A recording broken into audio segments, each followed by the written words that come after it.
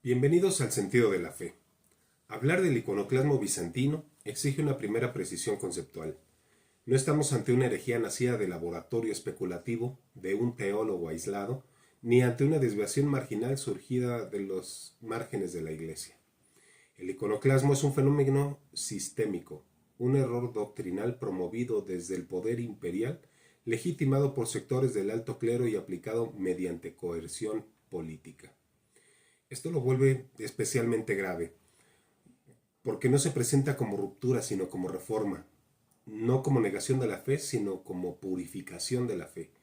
El iconoclasta no se percibe a sí mismo como innovador, sino como restaurador de una fidelidad perdida. Aquí aparece ya un patrón recurrente en la historia de las herejías. El error raramente se anuncia como tal, suele presentarse como un regreso a la autenticidad, como una coerción necesaria frente a una supuesta decadencia. El siglo VII bizantino es un tiempo objetivamente trágico. El imperio ha perdido vastos territorios cristianos frente al Islam, Siria, Palestina, Egipto. El asedio árabe a Constantinopla aún resuena en la memoria colectiva. A esto se suman terremotos, erupciones volcánicas, crisis internas. Todo parece indicar un juicio. La tentación es antigua, leer la historia únicamente en clave moralista. Buscar una causa religiosa siempre para explicar un colapso histórico complejo y, sobre todo, identificar a un culpable visible. En este contexto, los íconos se convierten en chivo expiatorio, no porque hayan cambiado, sino porque son visibles, tocables, vulnerables. La pregunta de fondo no es estética, es teológica. ¿Puede la materia ser portadora de lo divino? ¿Puede lo visible remitir a lo invisible sin traicionarlo? ¿Puede el rostro humano de Cristo ser contemplado sin rebajar, sin dividir su misterio? El iconoclasmo responde negativamente, y al hacerlo no protege la trascendencia de Dios, sino que la aísla.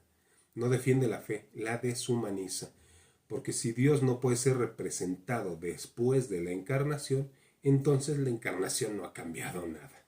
Y si no ha cambiado nada, entonces no ha salvado nada. El inicio oficial del iconoclasmo se sitúa en el año 726 bajo el emperador León III, el Isaurio. No hay datos biográficos precisos sobre su juventud ni una formación teológica profunda, pero su acción política y religiosa posterior permite reconstruir su horizonte intelectual. León III gobierna un imperio herido, militarmente presionado, económicamente debilitado, religiosamente inquieto. El avance islámico no solo amenaza fronteras, sino las certezas. El Islam se presenta como un monoteísmo radical, sin imágenes, sin mediaciones visibles y desde una perspectiva bizantina sorprendentemente exitoso. Para muchos esta combinación resulta inquietante. Si Dios bendice a quienes no usan imágenes, ¿no será que las imágenes cristianas son una traición al verdadero monoteísmo? Esta sospecha se ve reforzada en las regiones de Asia Menor, donde la influencia cultural islámica es más cercana y donde existe una tradición religiosa marcada por la austeridad. A ello se suma una lectura literalista del Antiguo Testamento, especialmente en el mandato que prohíbe fabricar imágenes. El error no está en citar la Escritura, el error está en leerla al margen de la encarnación. El iconoclasmo sostiene que Dios sigue siendo incircunscribible, es decir, inabarcable, incomprensible, en el mismo sentido que antes de que el Verbo se encarnara. La humanidad de Cristo es considerada un instrumento transitorio, no una realidad asumida definitivamente. Desde esta lógica, representar a Cristo se vuelve imposible. Si se representa solo su humanidad, se le separa de su divinidad. La conclusión es tajante. Toda imagen bajo esta lógica es herejía, es herética. Esta doctrina se institucionaliza bajo Constantino V en el concilio de Hieria en el año 754. Se condena formalmente la veneración de íconos. El concilio se proclama ecuménico, pero carece de participación del Papa y de varios patriarcados orientales. Esto no es una omisión menor, es una fractura eclesiológica. A partir de entonces, el iconoclasmo deja de ser una opinión teológica y se convierte en política de Estado. Se destruyen imágenes, se persigue a los monjes, se confiscan bienes y el error se impone por la fuerza. El iconoclasmo no es un accidente periférico en la historia doctrinal de la Iglesia.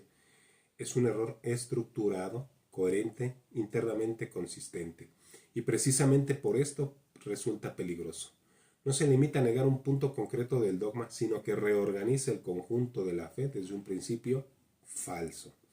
El núcleo del error es cristológico, pero su raíz es más profunda, es antropológica y en último término espiritual. Formalmente los iconoclastas aceptan la definición del Concilio de Calcedonia, confiesan que Jesús es verdadero Dios y verdadero hombre. Sin embargo, esta confesión queda neutralizada en sus consecuencias, porque la humanidad de Cristo es tratada como un mero instrumento pedagógico, no como una realidad asumida definitiva y ontológicamente por la persona del Verbo. Aquí se produce una fractura silenciosa, no explícita pero real. La humanidad de Cristo deja de pertenecer plenamente al sujeto divino. Se convierte en un medio transitorio, en una apariencia funcional, no en una realidad glorificada.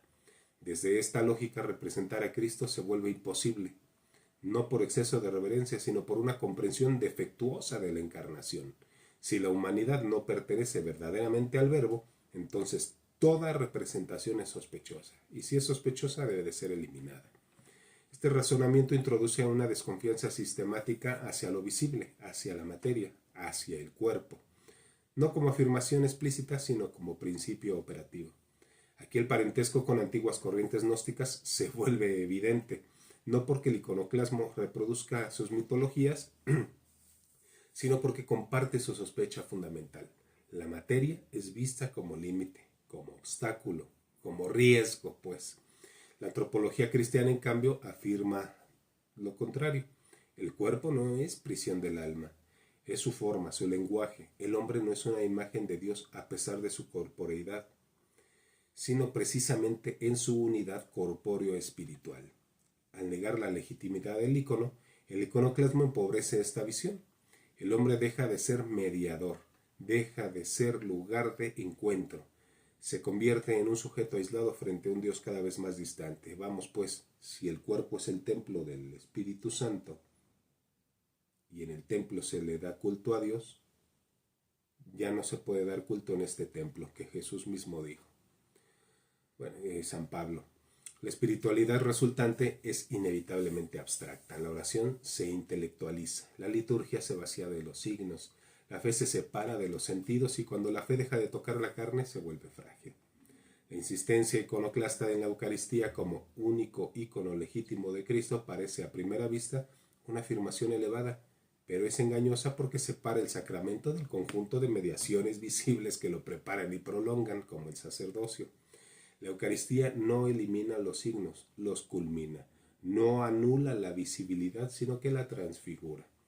La violencia contra los monjes revela el trasfondo moral del error. El monacato encarna una fe encarnada, valga la redundancia, visible, orante, silenciosa. Eso resulta intolerable para una lógica que sospecha de la mediación. El martirio de San Esteban, el joven, no es un exceso accidental, es la consecuencia lógica de una herejía que necesita imponerse. La respuesta de la Iglesia no nace del poder, sino de la fidelidad. Y se articula en dos grandes voces complementarias, la reflexión teológica y el testimonio eclesial, es decir, la tradición. San Juan Damasceno ofrece la primera gran síntesis doctrinal. Su argumento central es cristológico y decisivo. Antes de la encarnación, Dios no podía ser representado. Ahora sí. No porque haya dejado de ser Dios, sino porque ha querido ser verdaderamente hombre, verdaderamente visible, tangible, tocable, palpable. Negar la imagen es negar el rostro. Negar el rostro es vaciar la encarnación de su concreción histórica.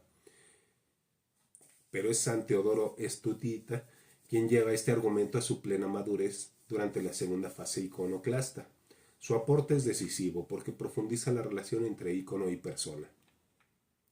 Para Teodoro, el ícono no representa una naturaleza abstracta, sino una hipóstasis concreta. No se pinta la divinidad, se confiesa la persona del Verbo encarnado en su humanidad visible. Por eso negar el icono es un error, no es un error estético. Es una negación implícita de la realidad personal de Cristo, básicamente. La distinción entre latría y prosquinesis se vuelve aquí crucial. La adoración pertenece solo a Dios. La veneración se dirige a la persona representada. La honra no se detiene en la materia, la atraviesa. El segundo concilio de Nicea, en el año 787, recoge esta tradición viva, refuta punto por punto las actas de Hieria y define dogmáticamente la legitimidad del culto a los íconos como consecuencia necesaria de la fe en la encarnación. No se trata de una concesión pastoral, es una afirmación dogmática. La restauración definitiva en 843, conocida como el triunfo de la ortodoxia, no introduce novedades doctrinales, sella una victoria. La liturgia de ese día, celebrada aún hoy en la Iglesia Oriental, proclama que la verdad no se impone por la fuerza, sino que persevera en la fidelidad. El triunfo no es político, es cristológico. El iconoclasmo bizantino no es un fósil doctrinal, no pertenece solo a los manuales de historia ni a las disputas del primer milenio. Es una tentación recurrente y por eso una advertencia permanente. El error reaparece cada vez que el cristiano desconfía de su propia encarnación histórica, cada vez que se sospecha del cuerpo, cada vez que se reduce a idea, sentimiento o ética. Hoy no se destruyen íconos con martillos, se les vacía de sentido. Se los neutraliza, se los convierte en decoración cultural o en objeto estético sin referencia. La lógica es la misma, una fe que teme comprometerse con la materia, una espiritualidad que busca a Dios sin mediaciones, un cristianismo sin rostro. Este nuevo iconoclasmo suele presentarse como madurez espiritual, como superación de formas antiguas, como purificación interior, pero en realidad empobrece la fe porque la vuelve abstracta. El cristianismo abstracto nos salva no porque carezca de buenas intenciones, sino porque ha perdido contacto con la carne. La encarnación no es un episodio superable, es el criterio permanente. Dios ha querido ser visto, tocado, escuchado. Ha querido entrar en la historia no como idea, sino como presencia. Negar esto, explícita o implícitamente, no eleva la fe, la desfigura, la deforma. El ícono, en este sentido, no es un añadido opcional, es una confesión silenciosa. Afirma que Dios ha pasado por la materia sin contaminarse, que el cuerpo puede ser lugar de la gloria, que la historia puede ser lugar de salvación. Por eso el triunfo de la ortodoxia no es un recuerdo arqueológico, es una proclamación actual. La liturgia de 843, con la procesión solemne de los íconos, no celebra un gusto artístico, celebra una verdad cristológica, la verdad de que el Verbo se hizo carne y no se arrepintió. La advertencia es clara, allí donde el cristianismo pierde su visibilidad, pierde su capacidad de engendrar vida. Allí donde se rompe la unidad entre fe y cuerpo, surge una religión sin encarnación. La fidelidad doctrinal no es rigidez, es custodia amorosa de lo recibido, no porque las imágenes sean necesarias para Dios, sino porque son necesarias para nosotros, para el hombre.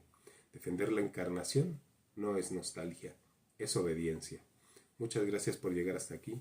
Que Dios nos bendiga y la Santísima Virgen de Guadalupe interceda por cada uno de nosotros.